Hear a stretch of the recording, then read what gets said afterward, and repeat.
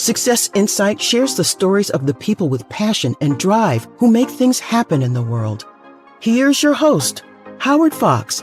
Hello, everybody. This is Howard Fox. For my co-host, Randy Ford, I would love to welcome you to another episode of the Success Insight podcast. I hope wherever you are, whatever you're doing, you are having a fantastic day. Today's guest actually is very special because, I can actually say he's probably the most famous guest I've had on the show so far. And I know you're going to agree with me once we dive right in. So my guest is Andy Cowan. He is a writer, producer, performer, and author. In 2017, Andy received a Who's Who in America Lifetime Achievement Award. In 2018, he published his book, Banging My Head Against the Wall, a comedy writer's guide to seeing stars. This book was published by the Black Rose Publishing and is described as a comedy memoir and Hollywood survival guide.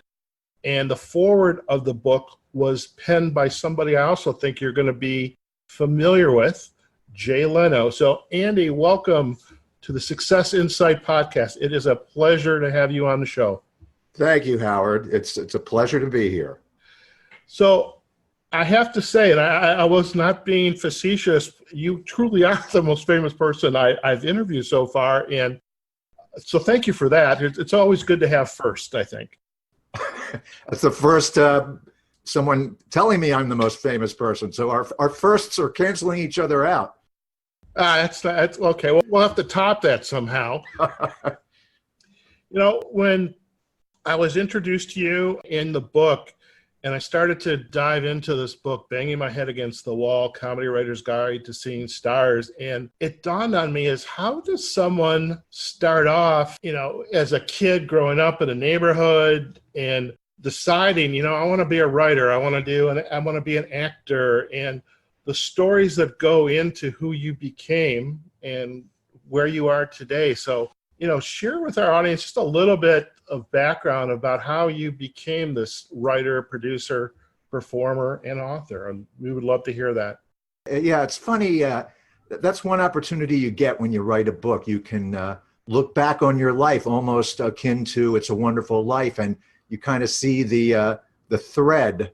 This led to this, which you're not aware of at the time as you're growing up, because I was a nervous kid who wanted to be in with the in crowd, and I was nervous to even say my name when they were taking attendance in class. So to think that I would wind up performing on national television and writing on these iconic shows and trying to survive in this jungle out here in LA, it was the farthest thing from my mind at the time. But I think when you look back that's why it's important, I think, for kids' parents to nurture that creative first signal they get that kind of ties together. Oh, you like doing this, you're good at this, you like this, you're good at this. It's the key is to, the old cliche, pick yourself up and get right back up again, which is one of the themes in the book as well. No doubt. And I am curious, what was kind of the first inkling, perhaps not so much for you, but your parents are like, that they said, oh, you like this, Andy? You want to continue to do it? Was it, just skits or an instrument? What was that? Well, as a kid, I used to draw and write creative books. As young as 10 and 11, I was drawing cartoons of, Johnny Carson or whatever, and doing my own little creative spins on it. I did a neighborhood newspaper as a kid. There was one issue before it folded, but I did the artwork, the cartoons, the headlines. You look back and all the creative projects in grammar school. I mean, it all had a creative bent to it. And I used to do impressions of my teachers and draw them as well, and kind of put it together. And I think my parents realized, well, when I went to grad school, a master's in broadcasting, it was kind of a delayed growth spurt, because college, I probably messed around too much as in my liberal arts degree of psychology. And that was the hippie era, and we were just experiencing all other kinds of things besides actual learning. But when I pursued the master's in broadcasting and zeroed in on, some aspect of this crazy profession, I got serious about it. And, that was when I was thinking in terms of maybe news, which I started out doing, and other less crazy pursuits than comedy, but the comedy bug was always biting me. And I finally decided to do stand-up in my mid-20s in Philly. And then, unfortunately, I was hooked. You know, when you were in college and studying the broadcasting, I mean, the first thing that comes to mind is like news broadcasting, you know, AM, FM, and if you're lucky, you get to read the news or some promotional, you know, that's available to you. But that's certainly not as exciting as, you know, the types of entertainment that you ultimately ended up doing. And I think that the coming in through the comedy realm, doing stand-up, how did that come about? On the creative side, for that broadcasting degree, you know, I was creating, producing shows with the rudimentary equipment of the time, of the mid-'70s. So it wasn't all straight news per se, but that is where I started when I figured, well, I guess that my first job should be in news. And I wound up in radio and TV news. But right around that time, and realizing this wasn't really satisfying me enough, the mini comedy boom started in Philadelphia. There was one club, Grandma Minnie's, and I mustered up the courage to go there on an open mic night, nervous as hell. And I figured I'd give it one shot, and at least I know I tried. And if I get laughs, it's gravy. And I did get laughs. If I hadn't gotten laughs, I would have saved a lot of aggravation and not maybe continued the crazy pursuit. But yeah, there was something about just doing my own stuff, communicating my point of view, my voice via comedy. It's such a liberating experience. Do you happen to remember one of the jokes you told during that open mic night? Well, I was doing my famous Walter Cronkite impression at the time.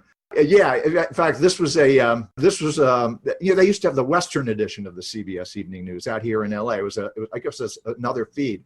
So my joke was, this is the CBS Evening News with Walter Cronkite. Good evening, I hear you for sure, go for it, wow, surf's up, and that's the way it is. The Western edition of the CBS Evening News. But I had this weird knack of being able to read anything a la Walter Cronkite. That's how embedded in my brain he was as a kid. Same with the Huntley and Brinkley. And well, I wound up doing Mike Wallace in my CableAce winning send-up of 60 Minutes called 6 Minutes, which is a whole other mini chapter in the book about how I wound up winning the CableAce Award. What a David versus Goliath slog that was.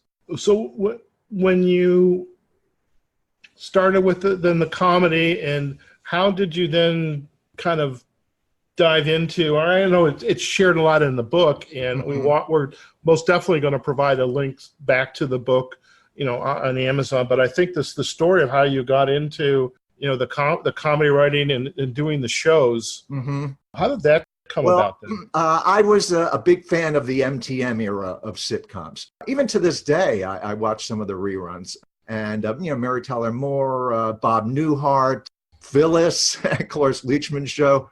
I met with the Charles brothers, who were producers on that show, you know, a decade later when I was writing for Cheers, and they told me, "Oh, you were the one who watched that show." So that was their little dig at the audience for that show. But there was something, you know, MTM was known for smart comedy and nurturing comedy writers. Grant Tinker, who headed it up. Speaking of the opposite, one of the big themes of my book, his name evoked the opposite of what his name sounds like. He didn't tinker with the creatives. He was known for championing the freedom of the writers and doing the battles for them with the networks, which that's why, you know, you look at so much programming today, and there's so many chiefs and so many, everything's done by committee, and they haven't learned that you let the creatives do their thing, which is the case with Seinfeld. And that's when you get, you know, the magic. But anyway, backtracking, I would write spec scripts for Taxi, multiple scripts for Taxi, which got a lot of nice responses, short of a bite at the time. And so I was dividing it between writing spec scripts and then dabbling in stand-up back east, and then deciding to come out to LA versus New York. That was after I stormed in on Saturday Night Live and arranged a phony meeting with Lorne Michaels, which is told in the book. That's a whole other story. That was hilarious, by the way, that story. Oh boy, was I green, and was I hungry, and was I gutsy. I think as I was reading it, I was thinking that took some, for the sake of better words, cojones. You got that right. Unbelievable. Yeah, and then as I mentioned in the book, I ran into him about 10, 15 years later at a party in LA, and I walked up to him and I asked him, "Do you remember a guy who stormed in on you?" And he didn't. So whether it happened all the time or not, I don't know. But so getting out to LA, for our audience, I mean, you're going to listen to the podcast. Hopefully, you're going to go out and get a copy of this book. It's brilliant. Thank Andy, you have been, in some ways, it's like you actually got invited to the party, or you have a seat at the table, so to speak, and you've been around, had conversations with, met, worked for icons of the entertainment industry. And that's Merv Griffin Show, and last one I interviewed Orson Welles all the time. The day before he died, I performed on the show 5 times. That was my first showbiz job. And what was it like working with those icons? I mean, you're still a fresh kid, moving out west, mm-hmm. and you're learning your trade, so to speak. And there's these icons, people that we grew up watching on TV back home. Yeah. What was it like to start to work with them, and what are you describing in the book that? Well, in the beginning, I was nervous because I described the Merv Griffin Show as Showbiz University. It was in the 80s, 81 to 86. I was still in my 20s when I started, and to be eyewitness to all these, as you mentioned, iconic figures in all walks of life, and I had to pre-interview them and met up with them, and met with Merv every day, and wound up writing his jokes later, and then he let me perform 5 times on the show. So, I mean, to think how nervous I was starting out, and there's something about having, like Woody Allen said, life is all about showing up. If you show up and you put your feet to the fire, it's amazing the degree to which you can, test yourself and push yourself onward. It's just anticipating things sometimes that is the most nerve-wracking. When you get into the situation, you instinctively try to make the very best of it, and that's what I tried to do. Something I liked in the book is you were describing the difference between working on Merv Griffin, appearing on his show as a guest, versus, say, Johnny Carson, who was the other side of the coin. Is Merv was very nurturing, and maybe if things didn't go as well as you might have hoped, you pull up your adult pants and you get an opportunity to come on again.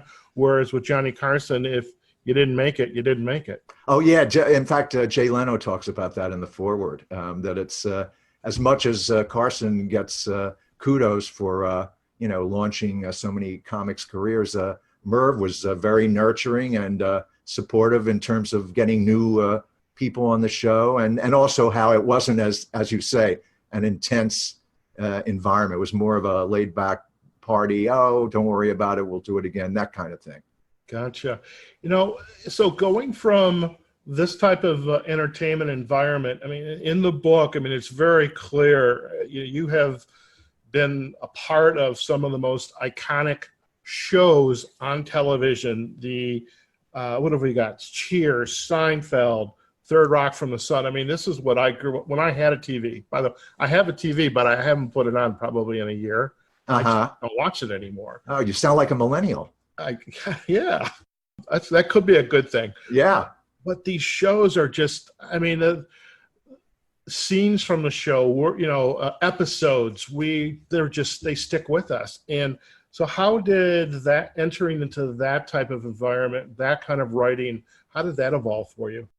As I continued to write spec scripts, and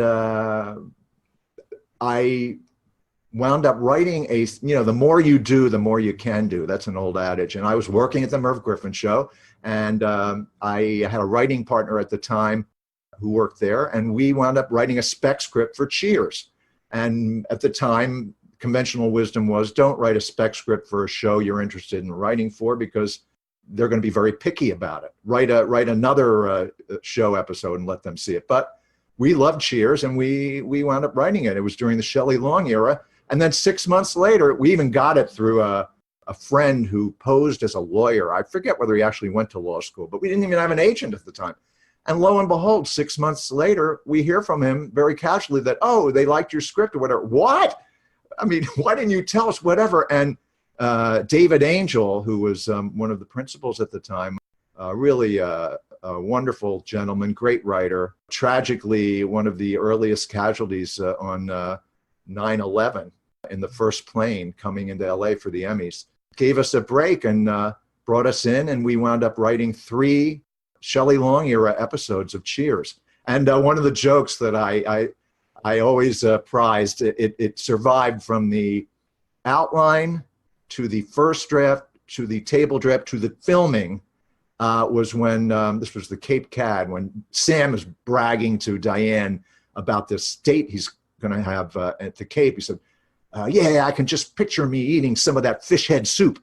And Diane goes, bouillabaisse. And Sam goes, no, I mean it. They loved that joke. And of course, they delivered it great. But to see that show filmed on its feet and the majesty of those 4 cameras moving on that iconic set and being introduced by the famous Jim Burrows, who was directing and one of the co-creators, what a thrill. There's so many anecdotes and stories, from the book, and some of those stories again are stick with us even to today. And we just, whether it's shared on the news, whether it's a joke that just kind of it continues to have legs. And what does it feel like just to know some of the work, it's still alive today, it's being consumed and appreciated today by a whole new group of appreciators of art, comedy, sitcom? It's very satisfying to know, because especially with Cheers and Seinfeld, that people still connect with it. Generations removed from the original run of it, still connect with the show. And as I mentioned in the book, the opposite, one of my big episodes for Seinfeld, which came from my life, I always used to think I should have done the complete opposite of whatever I've done up till now. Larry David liked, and wound up having George learn from that in that big finale. But the opposite is cited to this day in all walks of life, from politics, even somewhat for the rise of Trump. Apologies, by the way, but not to the 42% of you. Then I won't apologize. Taken, yes. Yes. So it is amazing how that notion of mine, even though it changes in the draft, especially, Larry and Jerry rewrote everybody. And, you learn to develop a thick skin when it comes to that stuff. I mentioned in the book, my tombstone will read, "To be rewritten over my dead body." That's perfect. I think it really will. I think that's going to be my tombstone. It was interesting you just said that, you've got to have a thick skin. And the whole book, just kind of reading the stories, is you really have to have a personal sense of power, so to speak, of your own success orientation. Maybe this didn't work out, but you pull your pants up, you put your feet in front of them, and you go on to fight another battle. And that's what I get from a lot of this book. You've persevered, you've been very successful, and and I suspect that's a lesson, for the folks that are going to consume this book. You're going to have the folks like me who love Seinfeld, love Third Rock, love Cheers. But I think for the aspiring writer, the aspiring artist, there's a lot of lessons to be learned from what you've shared in this book. Oh, I appreciate that. Yeah, I hope they get a sense of the careful crafting of clever comedy. That was always the driving force for me. And they get to see original projects that were developed from the ground up and pitched to the buyers and their reactions and my reactions back. And so they can kind of go on that journey with me. And there's a whole chapter on cartoons. I wrote a whole bunch of cartoons for the syndicated strip Bizarro, brilliant artist, Dan Peraro, and tons of other comics. And so there's a lot of comedy in there, but a lot of lessons about, and, it's frustrating to this day. There are lots of, feasts and famine periods. And you really do have to just draw strength from your inner core and believe in what you're doing and and just look at setbacks as basically temporary snapshots in time. Those are very wise words, and something that a lot of our listeners, those who are aspiring leaders, managers themselves, I mean, you can't let the immediate circumstance cloud you from whatever your desire is. So those very wise words. I'm curious too, in the book, I'm actually excited about this. If you'll indulge myself and our listeners, is there's Sure. some episodes in the book of Seinfeld that perhaps didn't make it onto the screen. And Right. I was wondering if you could kind of talk through what some of those are. Sure. Yeah. I had a bunch. I was just in the zone when I was writing for Seinfeld. And, none of these wound up landing on the air for one reason or the other. And even Larry said, I'm sure you think whatever's you're doing is as good as what's on the air. And I nodded. So it was a very quirky process, which is what he echoed. But, some of the ones I liked were one was, I had a couple stories about looking better by comparison. George will only take dates to movies featuring less good-looking actors. Why he suspects Jerry's latest movie date didn't go that well. You took her to a Tom Cruise movie? Yeah, so what? No wonder she was less enthralled with you. She spends 2 hours looking at Tom Cruise, then the first guy she looks at after that is you. And what exactly are you driving at? You should always take him to see movie stars less good-looking than you. Less good-looking. That's right. Until they really get to know you and fall under your spell. Too bad that new Godzilla remake isn't out yet. Godzilla? There's no movie star better looking than Godzilla that's less good looking than me? King Kong.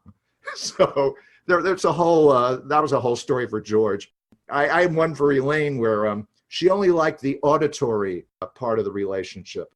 She's raving about Paul, a new guy in her life none of the others have seen her with.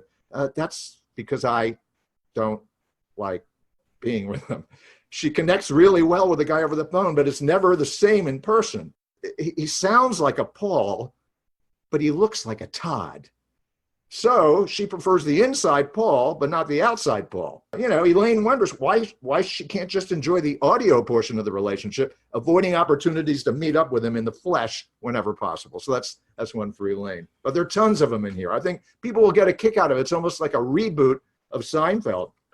I love it. It's interesting too, is some of these stories is like, I can see myself in some of that. It's like, looks good on paper, but yeah. Annie, in the time we have left, and most definitely for our listeners, we're going to direct them, to the book. Oh, and thank you. And by the way, I'm proud to say the National Comedy Center in Jamestown, New York, home of Lucille Ball, recently acquired the book. So that was really a kick.